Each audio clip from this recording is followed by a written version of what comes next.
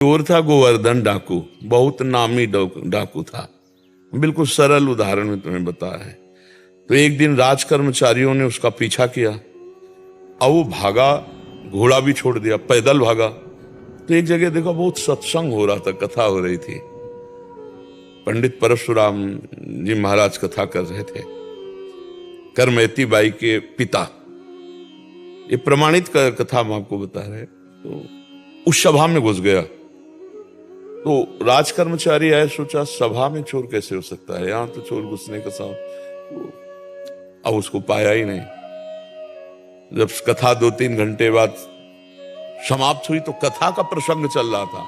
वृंदावन में श्री बांके बिहारी लाल को आज यशोदा मैया ने सोने की करधनी, सोना, वो तो चोर आदमी, करधनी सोने की। भगवान श्री कृष्ण चंद्र जी को बांके बिहारी को कह के पुकार। 8 वर्ष की अवस्था है, मैया ने सोने की लकुट दी, सोने का। अरे इतना माल एक ना साधारण, और गाय चराने अपने सखाओं के साथ जा रहे हैं। कथा समाप्त हुई, नजदीक पहुंचा, चाकू निकाली, पंडित परशुराम जी के गले में लगाई।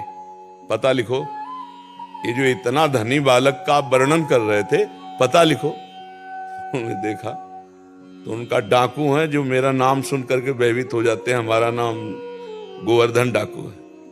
कहा भैया इतनी तुम्हें जल्दीबाजी क्या है? बोले पता लिखो। केवल कहा? बोले मथुरा क्षेत्र वृंदावन, बाप का नाम नंद बाबा, कन्हैया, गाय चराने। पर सुनो, तुम्हारे जैसे डाकू उसको चोरी नहीं कर सकते, बहुत नटनागर, बहुत प्रवीण बालक है वो। तो उन्होंने कहा तुम हमको ऐसा समझते हो, अकेले अकेले राजाओं के महलों को लूट लिया है। बोले फिर भी नहीं लूट सकते, बहुत प्रवीण है। तो उनका कसम खाता हूं, जब तक उसे लूट नहीं लूंगा तब तक पानी नहीं पीऊंगा। परशुराम जी ने सोचा भगवान की अपार कृपा इसके ऊपर, पता नहीं क्या लीला होने वाली इसके ऊपर। उन्होंने कहा सुनो, हमारी तरफ से माखन मिश्री ले लो, जब तुम्हारा बस ना चले तभी माखन मिश्री उसे खवा देना। हाँ ये बात भी ठीक है, बच्चा फुसला के काम चल जाए तो मारना काहे को पड़ेगा। माखन मिश्री फेट में बांधी और कहा कसम खाता हूं जब तक उसे लूट नहीं लूंगा तब तक मैं पानी नहीं पीऊंगा। पर नाम क्या बताया तुमने?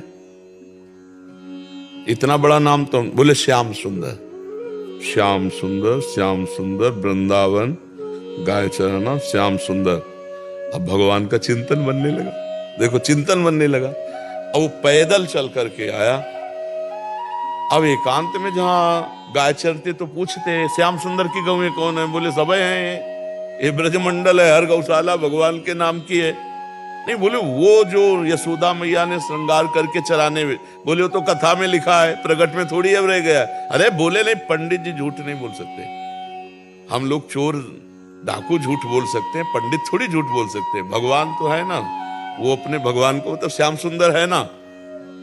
अब एकांत में विकल हो गया और कहा अगर कोई ईश्वर है तो मुझे श्याम सुंदर से मिला दे, क्योंकि मैंने कसम खाया है बिना लूटे पानी नहीं पीएंगे। इतने में आवाज आई एक ग्वारिया पर, ए श्याम सुंदर तुम्हारी गाय इधर जा रही।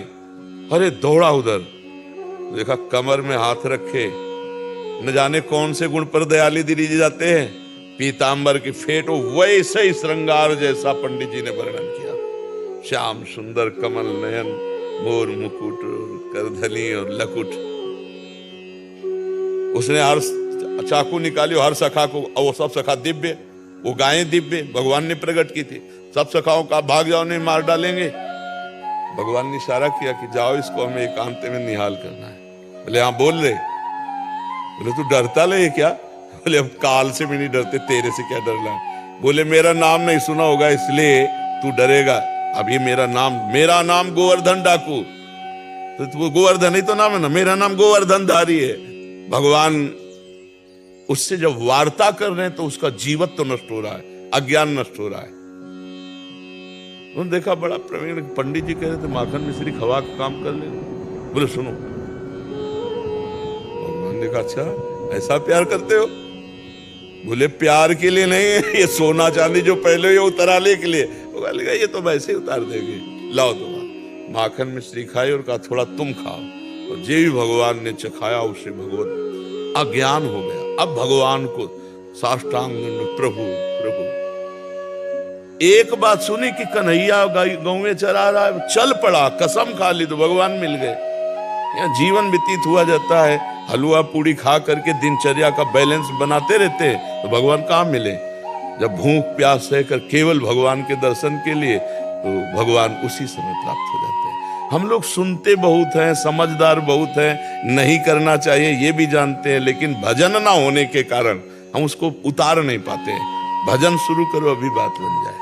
नाम जप करो और निश्चय करो कि मुझे इस मार्ग में चलना है, तो पापाचरण नहीं करना, गंदी बात नहीं करनी, किसी को दुख नहीं देना, किसी का अहित नहीं करना, तो मंगल शुरू हो जाए। अभी दिव्यता आने लगे अंदर, अंदर की दिव्यता, ये बाहर शरीर का राग छूट जाता है। समझ पा रहे आप?